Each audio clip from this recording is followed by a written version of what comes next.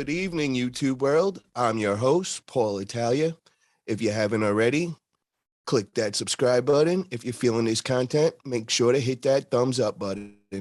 So today I have a special guest on. Everybody knows him as Coach Ray. Ray Lightpins, how are you today, brother? Hey, good to be here, Paul. Awesome.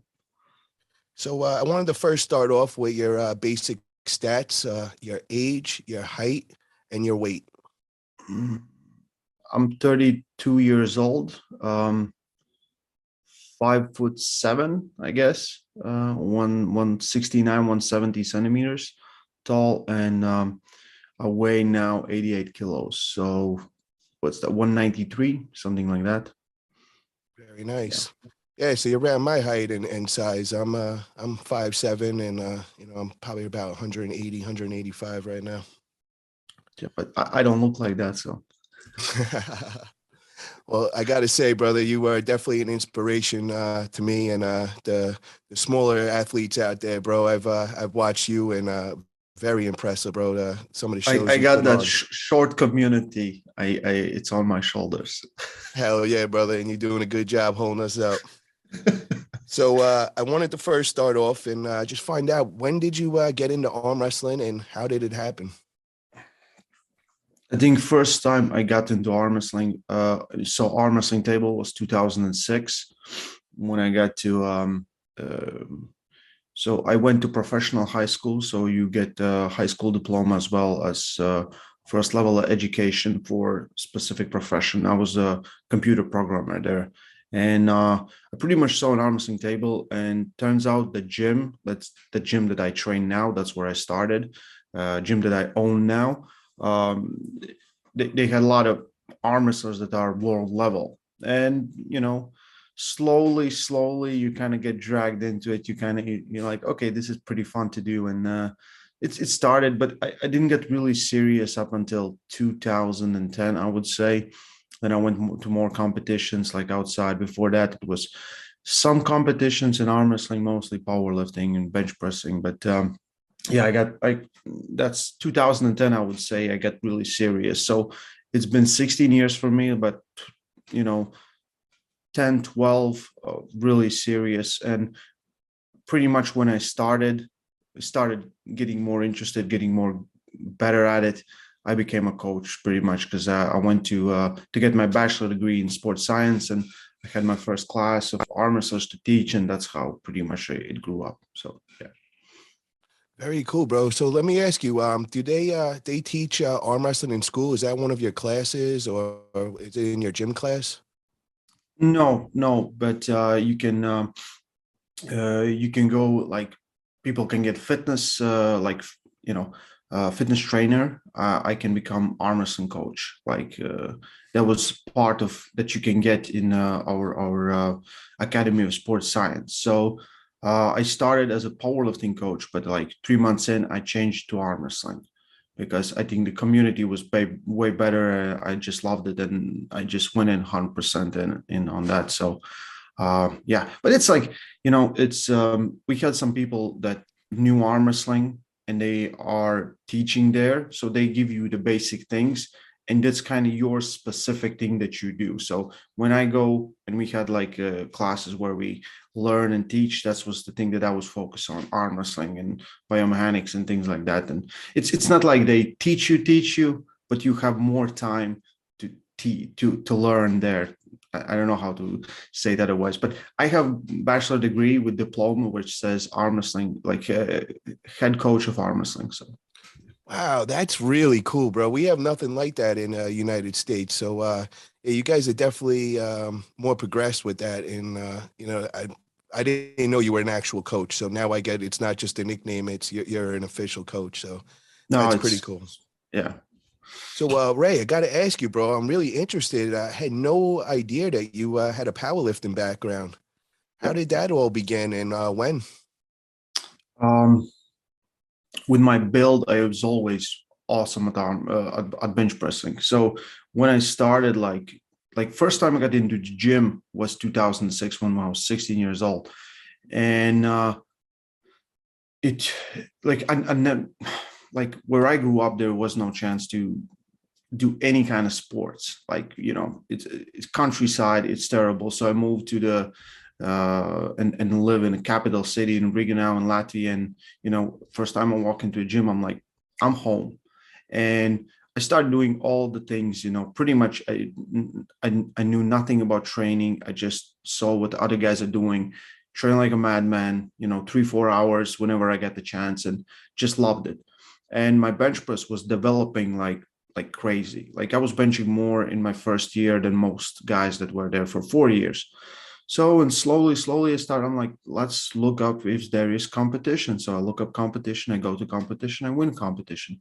So when I think my best at let me. I will go to pounds. So I know when I was 66 kilos. That's 66 times 2.2. When I was 145, I was benching 315, something like that. And Wow. in doping tested in with the pause, like real competition.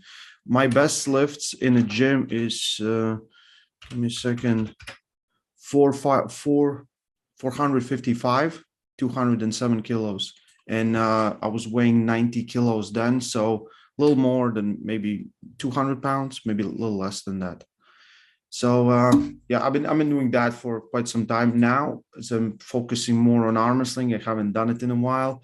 Like I can still go and bench like 190 kilos, 180 kilos easy. Not easy, but I can still do it. But yeah, that was the thing I was really pursuing because I was really good at it.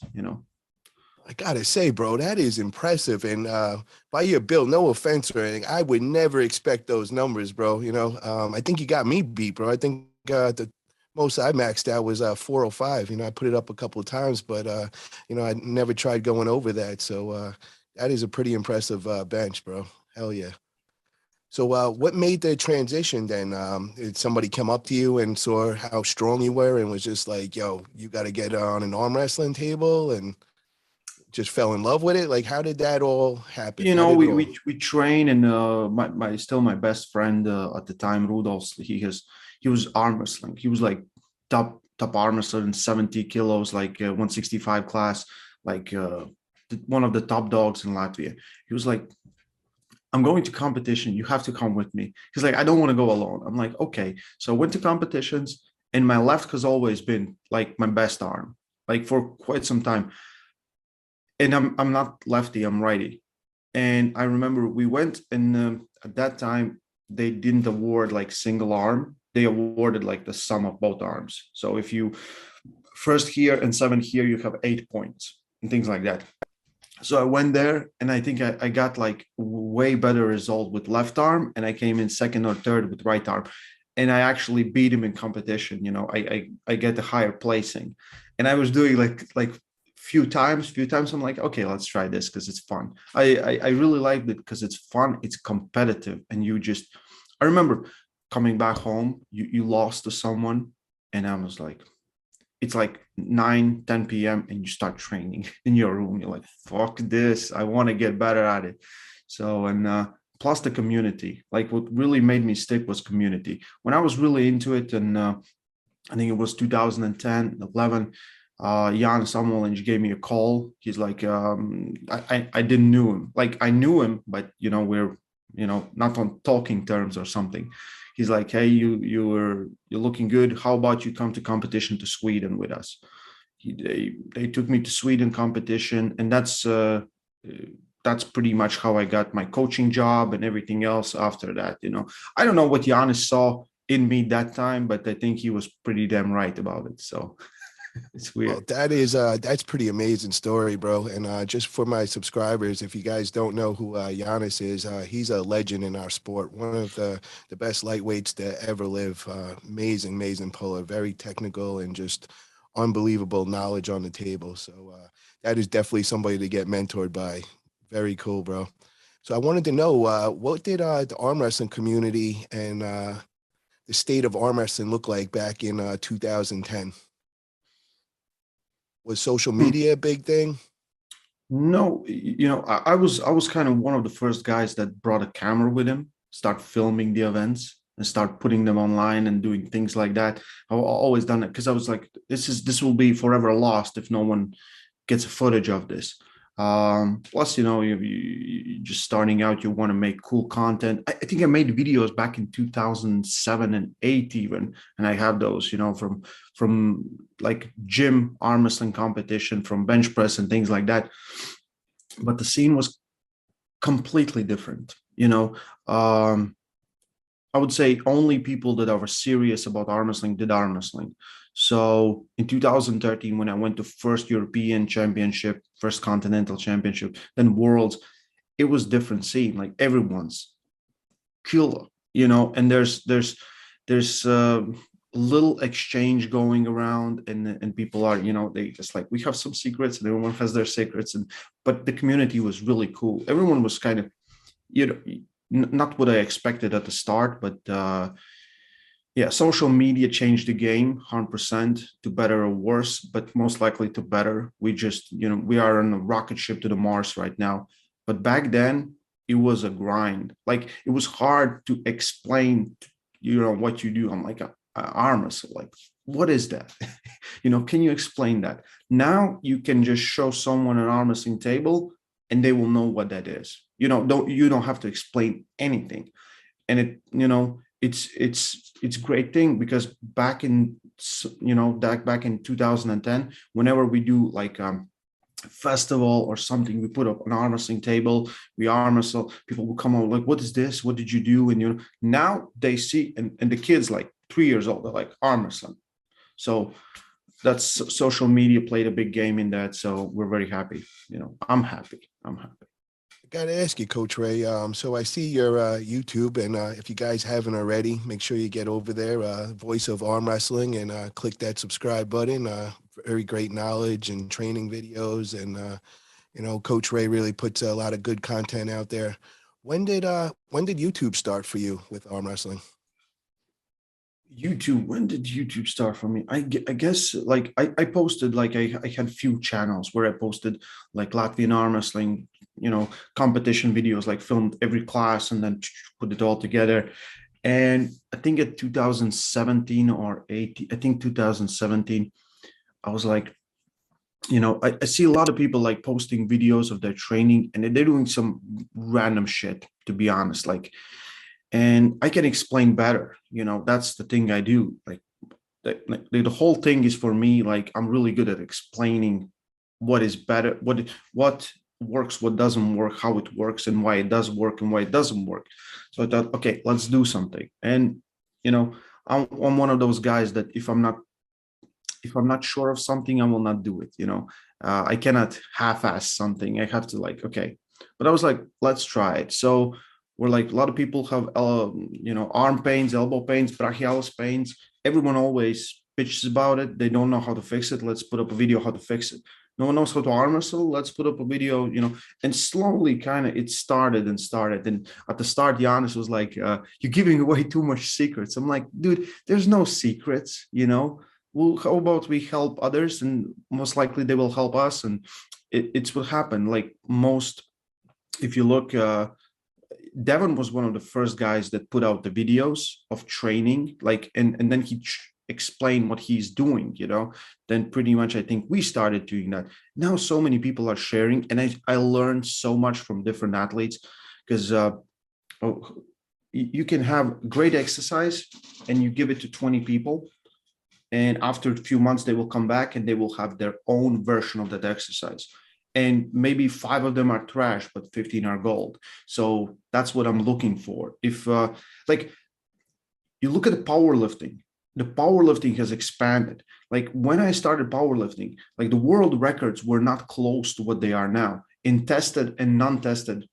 organizations. So the expansion of training and kind of throwing away shitty knowledge and putting in good knowledge has changed the game. Like, the young guys are coming in lifting incredible weights with no back problems, with great technique and things like that.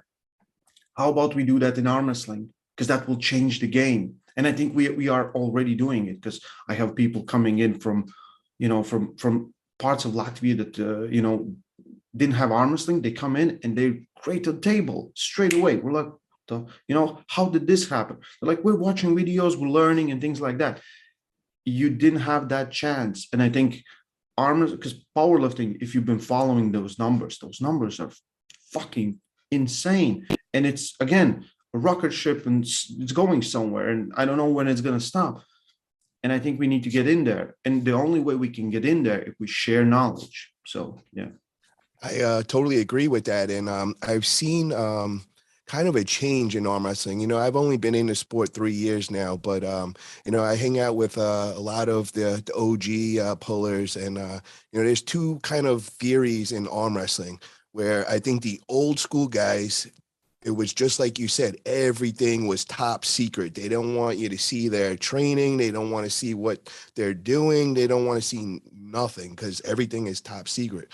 But then Yeah. you got the new age where everything is on video. Everything is out there on YouTube. And I think that's where the switch has just happened. And because of that switch, our sport is progressing. Because just like you said, more people are out there making videos, more people are tweaking the techniques and making them more efficient and all, and finding better training exercises. So yeah, I totally agree. And I really believe that the new age of thinking is the way to go, is just, let's put it all out there. Let's spread our sport everywhere, all the knowledge we know and all. Yeah. Been in since 2010 is when you got real serious and all in. Um, when have you seen the big switch as far as social media? Like, has it been in the last, say, like 5 years? Has it been even more recent, only like the last 2, 3 years? When has arm wrestling really blown up in your eyes as a social media standpoint, and also as far as just like having non-arm wrestler fans? 2018 would be that date. And his name is Devon Larratt. You know, Yes. that Devon is the catalyst to everything that happened. The guy's arm wrestling matches brought people to watch him, and then it brought people to watch arm wrestling. That's pretty much how it happened. Then all the collaborations, the way he speaks, the way he shows himself, everything about that is interesting. You love it, you can hate it.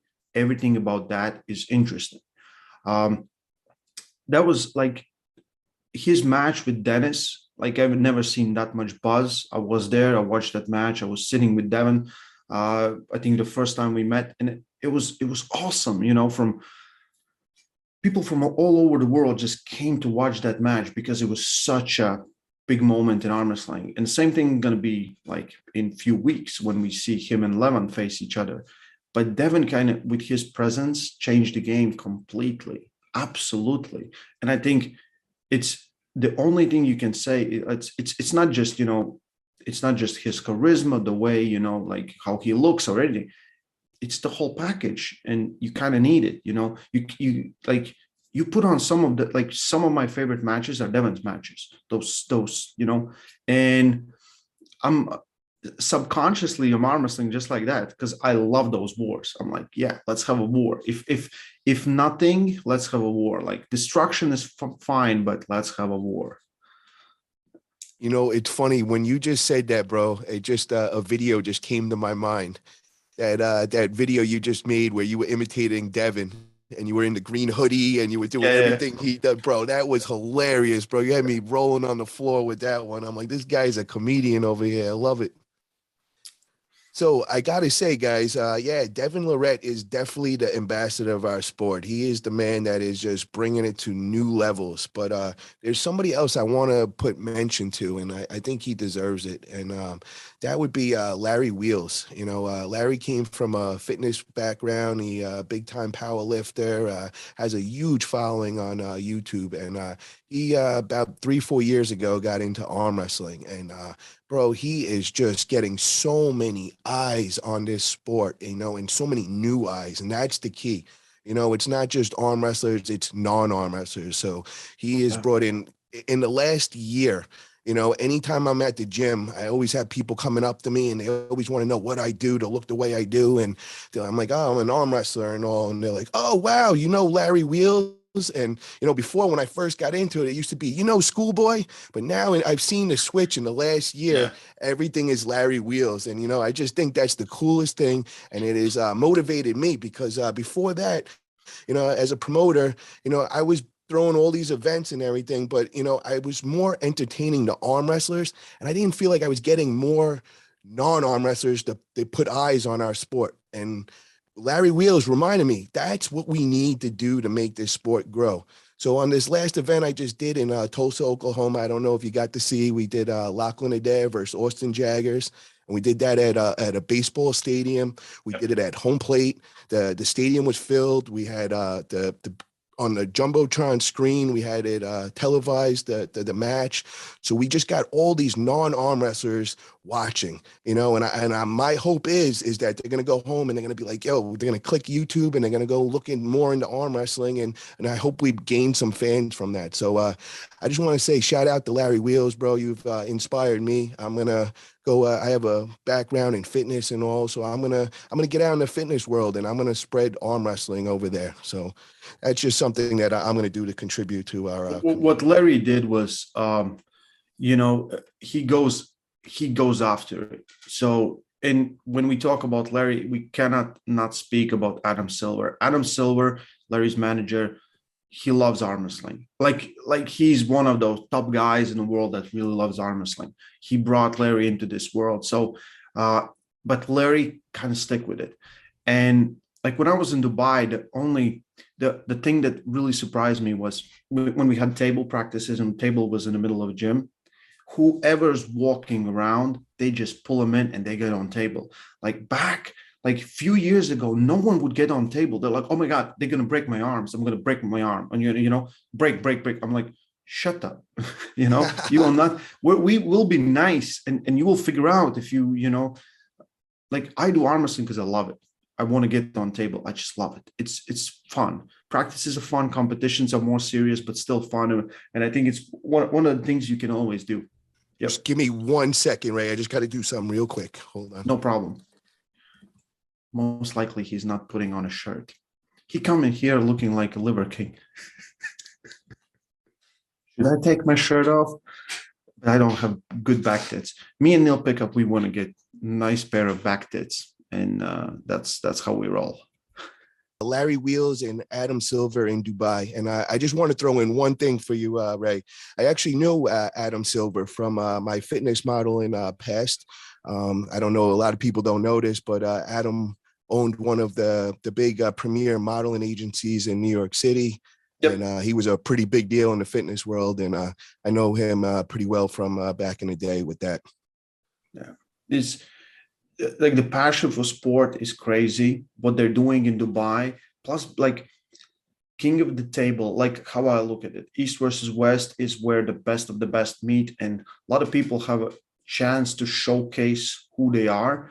King of the table is something a little bigger, in my opinion, bigger in a sense that you kind of you made it because they want to put you on king of the table. Those events have been great. Absolutely love being part of it, and they're bringing those big matches that were so hard to figure out. And I want to see, like, after Levon and Devon is finished, I want to see more of Levon and Devon. So I think that's what they're gonna do.